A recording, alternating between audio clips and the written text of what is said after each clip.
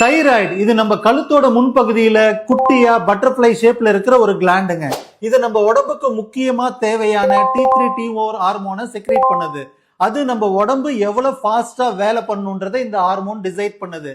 நம்மளோட heart beat speedo இருக்கிறது, நம்ம சாப்பிட்ற சாப்பாடு செரிமானமாகி மெட்டபாலிசமா யூஸ் ஆகுறது, நம்மளோட பாடியோட ஸ்ட்ரென்த், வெயிட் கெயின் ஆகணுமா வெயிட் லோ ஆகணுமா, நம்மளோட டைஜஷன் எவ்வளவு ஃபாஸ்டா இருக்கணும், நம்ம மூட் எப்படி இருக்கணும், பிரெயினோட ஆக்டிவிட்டி எப்படி இருக்கணும்ன்றதெல்லாம் இது டிசைட் பண்ணும். ஃபார் எக்ஸாம்பிள் சொல்லணும்னா, நம்ம பாடின்றது ஒரு என்ஜின் எடுத்துக்கிட்டோம்னா தைராய்டுன்றது ஒரு ஆக்சிலரேட்டருங்க.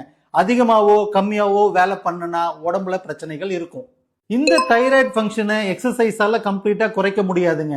ஆனா இது மாதிரி ஃபிளக்சுவேஷன்ஸ் இருக்கிறவங்களுக்கு எக்ஸசைஸ் பண்றது மூலியமா அந்த தைராய்டோட ஸ்டிமுலேஷன் லெவலை கண்ட்ரோல் பண்ண முடியும். சிம்டத்தை மேனேஜ் பண்ற எபிலிட்டி பாடிக்கு வருங்க. அதுக்கு டெய்லி காலையில இந்த 15 மினிட்ஸ் எக்ஸசைஸ் பண்ணிட்டு உங்க லைஃபை ஸ்டார்ட் பண்ணுங்க. இம்பாக்ட் எக்ஸசைஸ் தாங்க. ரிலாக்ஸ்டா ஒரு 3 மினிட்ஸ் வாக் பண்ணுங்க.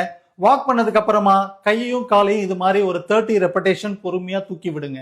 அதுக்கப்புறம் கையை நல்லா ரிலாக்ஸ்டா மேல தூக்கி விடுங்க. காலை தூக்கி நல்லா முன்னாடி ஸ்விங் பண்ணி விடுங்க. உக்காந்துட்டு 2 காலையும் உங்க செஸ்ட் கிட்ட கொண்டு வர மாதிரி நல்லா லிஃப்ட் பண்ணி விடுங்க. அதுக்கப்புறம் காலை நீட்டிட்டு 2 காலையும் நல்லா மேல தூக்கி விடுங்க. உக்காந்த இடத்துல இருந்து எந்திரிச்சு நின்றுட்டு உட்காருங்க.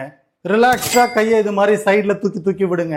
இது எல்லாமே சிம்பிள் மொபிலிட்டி எக்ஸசைஸுங்க. இது பண்றது மூலியமா ஹார்ட் பீட் இம்ப்ரூவ் ஆகும், பிளட் சர்க்குலேஷன் இம்ப்ரூவ் ஆகும். இது ஒரு அடாப்டிவ் சிக்னலை பாடியில டெவலப் பண்ணுங்க.